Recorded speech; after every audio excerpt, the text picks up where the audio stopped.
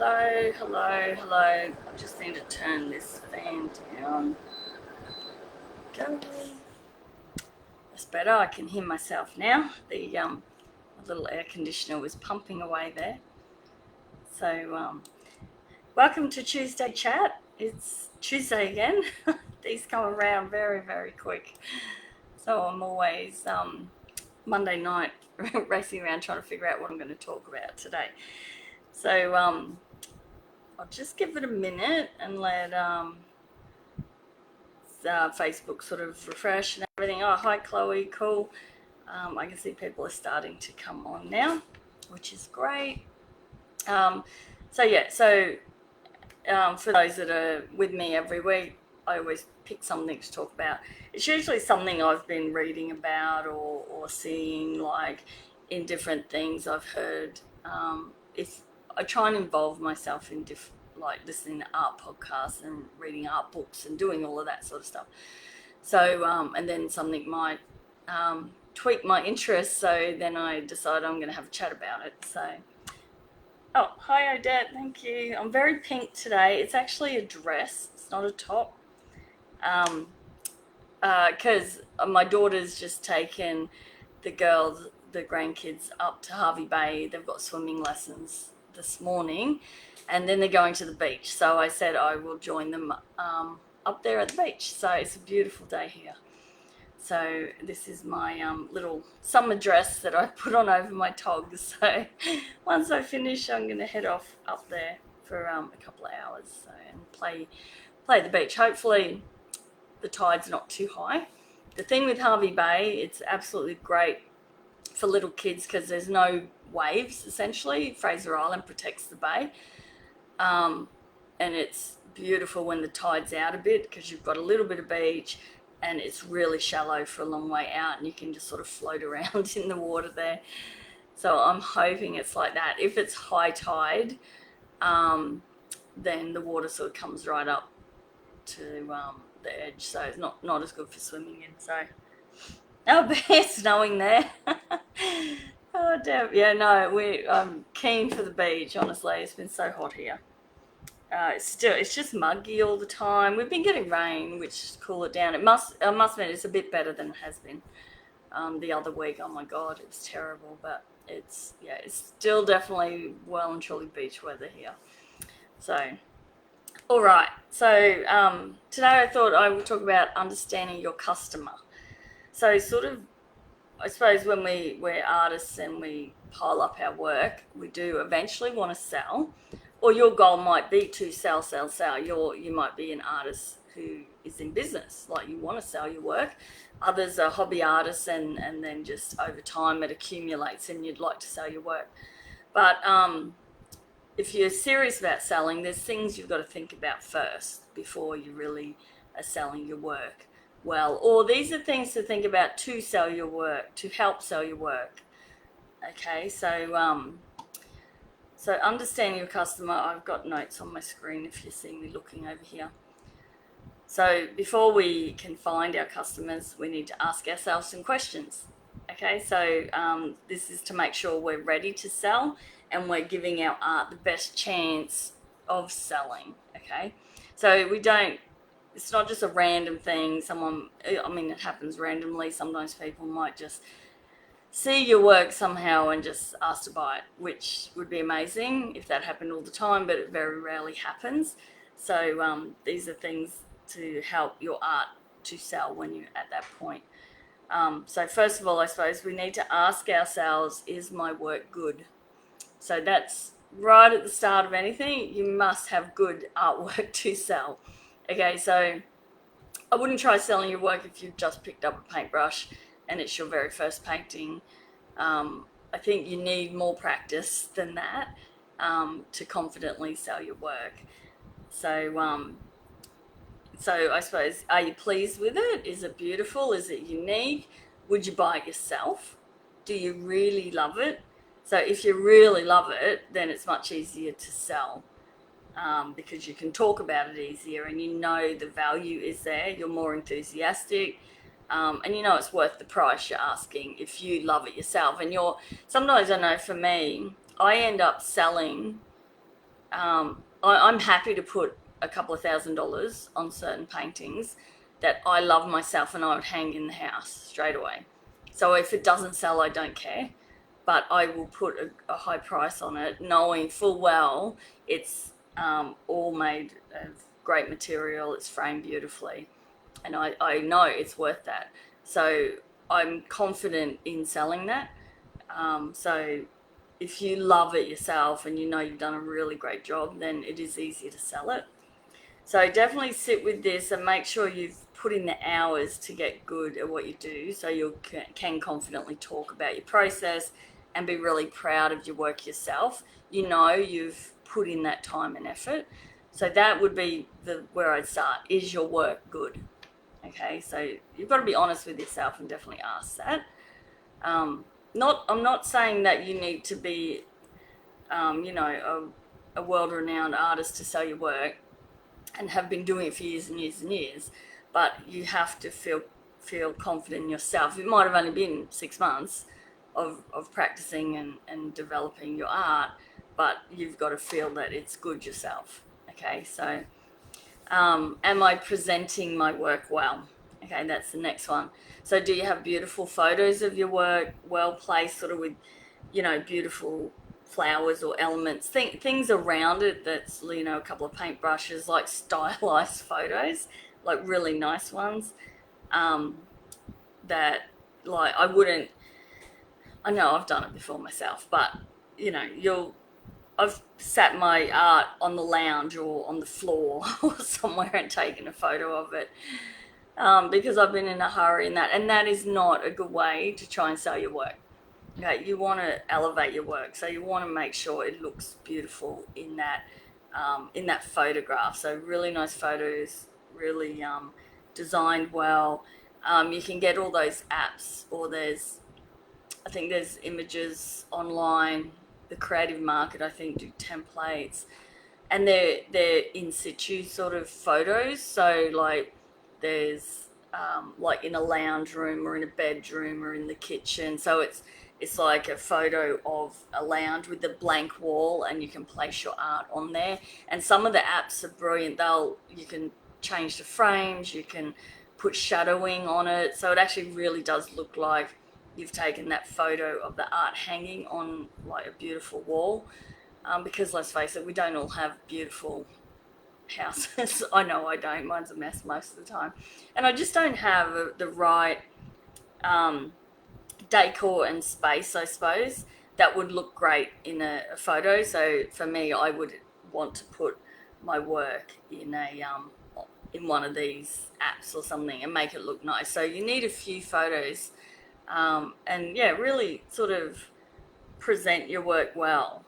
Okay, so that goes for your sales platform and your website as well.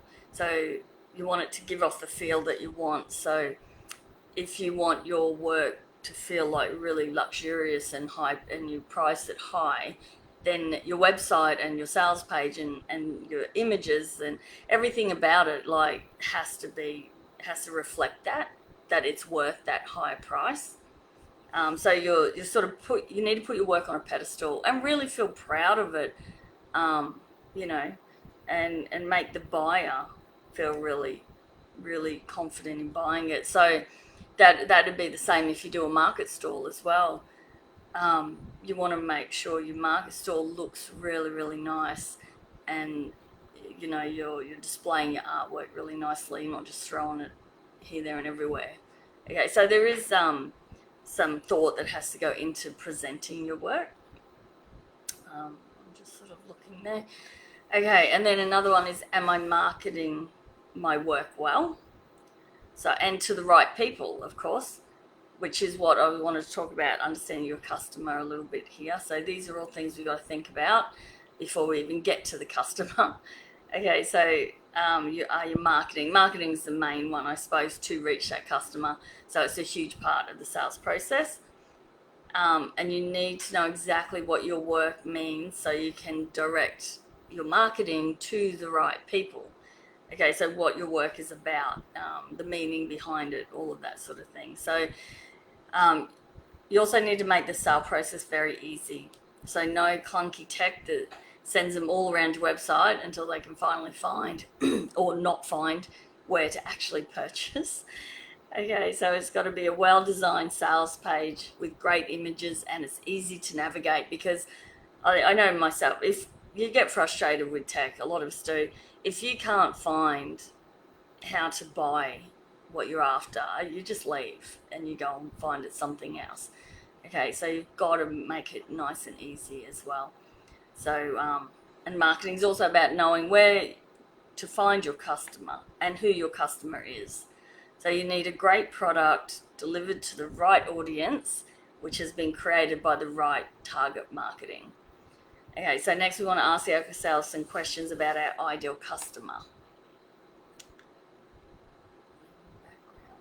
Remember dimensions as well. Yeah, that's very true, Odette, as well. That all comes with knowing who you're targeting. Is like the size of your art as well can come into this. Um, so, and also in those apps that I was saying, the in situ apps, they tell you you put the size in. So what Odette's saying is, if I was putting, say, just an A4 artwork I had, and I've put it in situ in a lounge room and it looks huge on a lounge room wall, then the customer's going to get very disappointed. So you also need to really make sure it is the right size for that. And those apps help you with that as well. So, okay, they're really good, the apps. So definitely something you should get if you are wanting to create a sales page and have the different pictures there. So, all right, what does my customer want? Okay, so this of course depends on the type of art you are creating. So that could be portraits, that could be pet or human, landscape, sort of ocean or country, they're completely different, or abstracts, which are completely different again. So figure out what it is you actually paint, and that will help you narrow down your customer. But in general, most customers want something that's beautiful, something that works well on their wall. They want their home to feel unique and inviting and touches them in some way. This could be maybe a lost pet, or a family member that they want on the wall. A lot of, like pet portraits, a lot of times you're getting animals that have, crossed over that rainbow bridge, and they want a beautiful keepsake rather than just a photo. Or maybe a particular landscape might bring back memories for some people. If you're painting a particular really popular tourist area, maybe that they've grown up as kids camping to that spot or something like that, or there's a memory associated with the landscape. So, they need, there's a reason your customer is buying from you. A lot of times I feel with more abstract and all the fluid painting and all of that, a lot of that is based on the colours and what will work in their lounge room and with their decor. But when you get down to the animal art and your landscapes and all of that sort of stuff, that then becomes, it's really got to have meaning behind it for them to purchase. So, all right, next question. What needs or problems are you fulfilling with your art? Okay, so there's a lot of thought has to go into this. Okay, so things like, because I know a lot of times you think, well, there aren't any needs or problems. It's just a painting. But there is. They want to fill an empty wall. They want beautiful things in their home. It might make them feel really good about themselves. A bright painting can really help someone who's feeling low when they come in and see this, absolutely stunning, bright, glorious painting. It really lifts the spirit. So they might want that in their home. They might want unique things that reflects their style and personality. They miss a loved one or a pet that you're painting, and it will bring warmth and love to them, and it also brings comfort. So there's definitely needs and problem solving there with art. So I know some, like I said, sometimes we sort of think, well, it's just a painting, but it's not. People buy them for a reason, so they do want to fill that gap somewhere. Okay, how can you help them feel confident in you and your art? Because that's what it kind of boils down to, I suppose, is you want them to feel confident in purchasing from you and that their money's well spent on a great product. So we do this firstly by using high quality art supplies. Okay, so you can't ask like if you're putting your art on a pedestal and you want to ask good money for it, you've got to be using good quality art supplies. Okay, you want it to last their lifetime, and you can be confident then that you're selling a really high quality product. So you want to make sure your paper or canvas is all acid free and archival, and your paints are really high quality. All the pigment's not going to fade too quick, all of that sort of stuff. So I wouldn't be asking for a $2,000 painting that I've used, I've gone to the $2 store and bought some kids watercolor paint or whatever from. Okay, so make sure you are using good quality stuff. It's great to use cheaper stuff to get started, but as you sort of want to start to elevate your work and know that it's worth money and good money, and you can ask good money for it, then you've got to be really confident in what you're using. So also you can build confidence in the customer by your brand and your identity and your website all looking professional. So usually before you get a sale, most customers want to know, like, and trust you before they purchase from you. So you need to build that trust, I suppose, with them, that they are buying a good quality product, and they get to know and like you. Some people aren't going to like you, and that is fine. They're not your customer, but they need to get to know you first to figure that out. So you can do that. Oh, and they don't need to know your personal life. Like, they don't need to know your daily routine or how many kids you've got, all that stuff. They just need to know you as an artist and your art practice. Okay. So, and that's usually building that know, like, and trust is done through sort of social media. Getting on here like I do every week, people start to know me, know all about me, how I am, all that, and they can see I'm regularly on here. So that is a way to build some trust. Now I have two different markets, so I get on here and talk about art, not to sell my work. This is to build my business as an art teacher in my membership. So if I was doing this to sell my work, I'd probably be maybe I might not be doing lives. I might be doing some, just showing a little bit of technique, maybe, so that your customer can see what you're doing, but more so posting regularly, like some work in progress photos, some behind the scenes, some studio photos, some beautiful art photos. Customers like to see you creating, so they know it is completely handmade, and they can trust that you have handmade that. You haven't just got a print off online and printed it onto a canvas and sold it and pretended it was yours.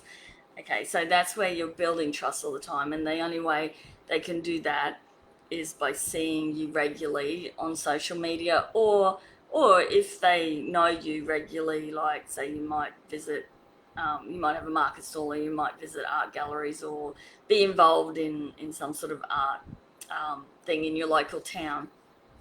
But if they're buying online, the only connection they have with your work are your images. So that's why you need to have beautiful images and all different angles. They want to be able to see the side of it, a close-up of it, it on the wall, it framed, all that sort of stuff. So that's sort of how you're going to build that, the confidence in your customer. Is the only way to do that is, like I said, using high quality products, and being seen. You don't have to, some people don't want to show their face, of course, but even being seen on social media could mean have your hand in it, holding your pastel stick or your paintbrush or your pencil, whatever you use. You could be talking, um, so they can get familiar with your voice, maybe. But you don't have to show your face if you don't want to. All right. So where would my customers be? Okay. So this is sort of the last part of this. All of this is going to be put in a blog post over the next couple of days. So don't worry about if you would like this in writing. You're going to get it in writing, and if you go to my blog. But I'll let everyone know when that blog's available. Okay, so where would my customer be? So this I've based off a animal artist because that's what I am. Okay, but you need to, like I said right at the start, you need to figure out what your art is. Okay, whether it's a landscape, whether it's portrait, and what sort of landscape. If do you paint all countryside, like do you paint cows and farmland, or do you paint beach scenes? So there's a big difference there with your customer. Your beach scene, ocean paintings, straight away, you're going to target customers that live on the ocean or have holiday homes on the ocean, or people that love the ocean but live in the city and they want a bit of the ocean in their apartment. So it's a different customer to someone who paints farmland and stuff like that. Okay, but I've targeted this at animal artists because, like I said, that's what I am. So where would my customers be? There's of course probably going to be other places, but these are ones I sort of wrote down, which pet stores and vet clinics. So of course, if you have an animal, then you're going to be visiting a vet at some time or a pet store. So you can go and talk to them about putting your cards in there, maybe. So I don't mean like go and sit at the pet store or the vet clinic all day and jump on customers, but that's where, especially for pet portraits, that's where your customers could visit.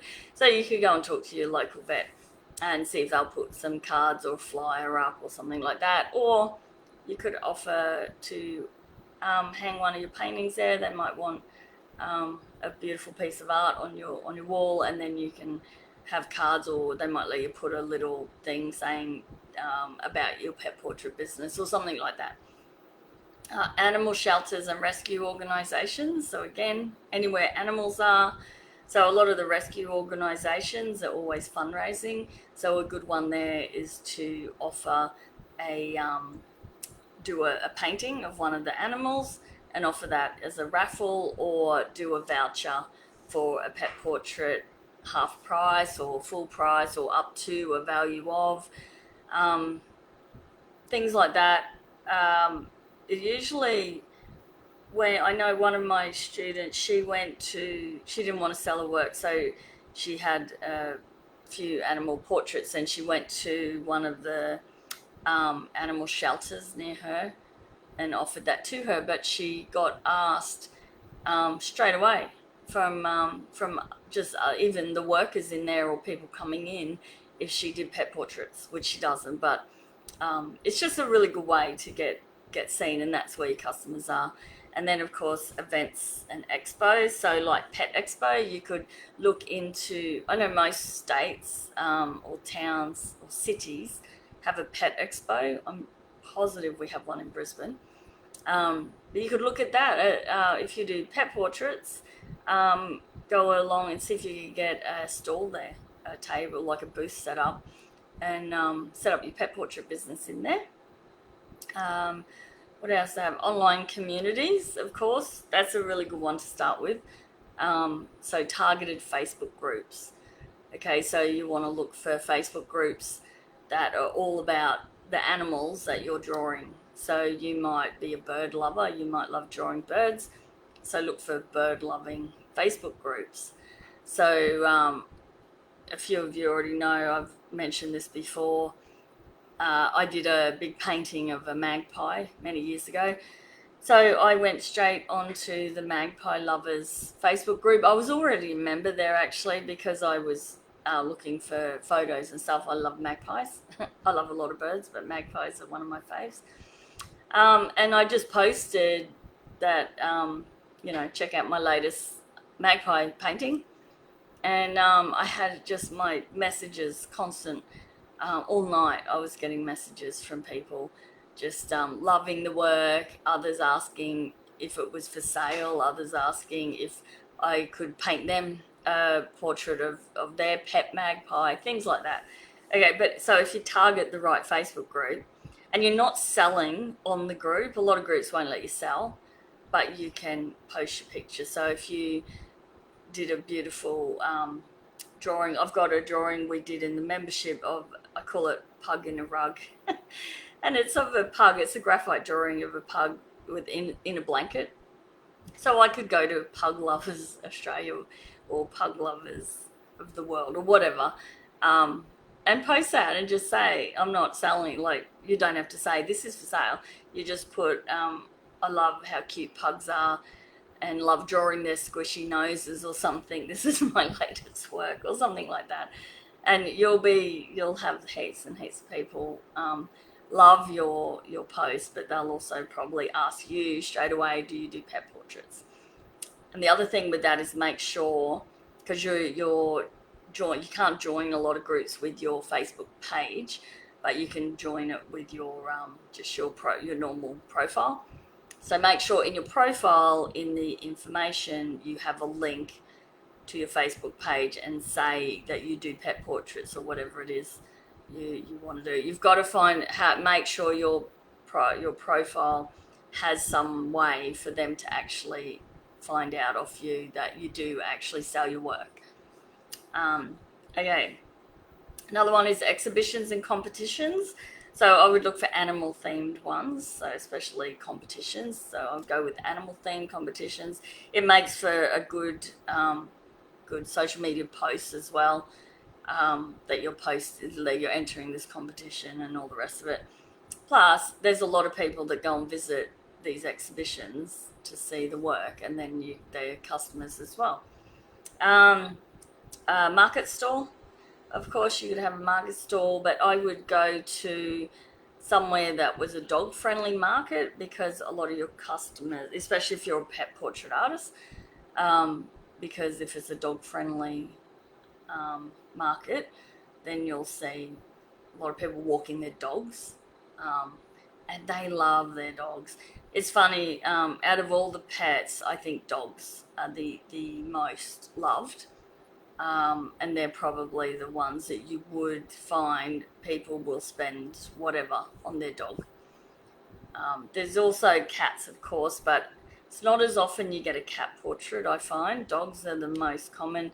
And then, of course, horses. You could go down that field as well, because horse lovers, people who are into horses, they are a bit over the top too. So they'll spend a fortune on their horse.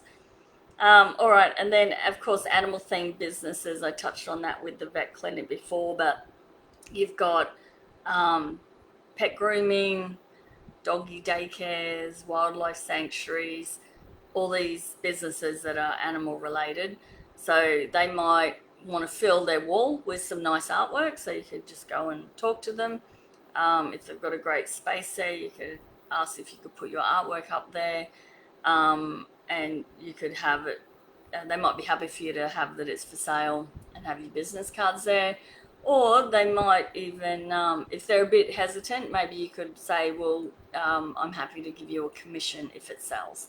So average commission is around 20% for something like that. So a lot of places are happy to do that, because it means they're making money for not doing too much. So, yeah, some people are happy just to have it there because it makes their wall look beautiful.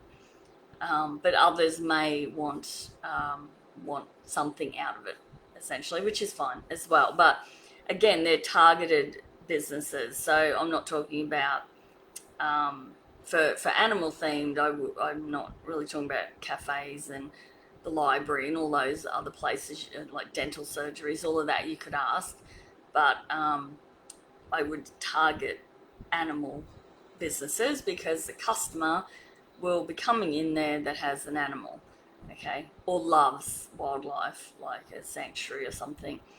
Okay, so you've got to be smart and think about where the customers are going to be. So those were ones I was thinking about. So I hope this has given you plenty to think about before you say that you can't sell, your work doesn't sell, I can't sell my work. So you need to put in the effort and get really clear about your work and get clear about your customer and really smart about your marketing. So target that marketing. And I do think if you do all of this, then I reckon you'll be on your way to selling your work. Okay. So, like I said, these notes are going to be put into a blog post. So you'll be able to go back through and just, I would go through sort of step by step and ask yourself the questions I have. I did go through and just write down some little things about that. And it'll give you a really great way to understand your customer. Okay, well, that was it for today. So I hope that's been pretty insightful and has given you something to think about. For those that are selling or those that are struggling to sell, maybe you want to sell and you're not selling. So go through that. You can rewatch the video or wait till tomorrow. I think the blog post will be up. Go through that and actually write down yourself what you think. And yeah. All right, guys. Well, I'm off to the beach. So I cannot wait to get out there. I better get some sunscreen on because it is sunny outside. And yeah, I'll see everyone. Those in my membership that I see on here, I'll probably see some of you guys tonight. I'm going to finish our flamingo. And everyone else, I'll see you next Tuesday. Bye.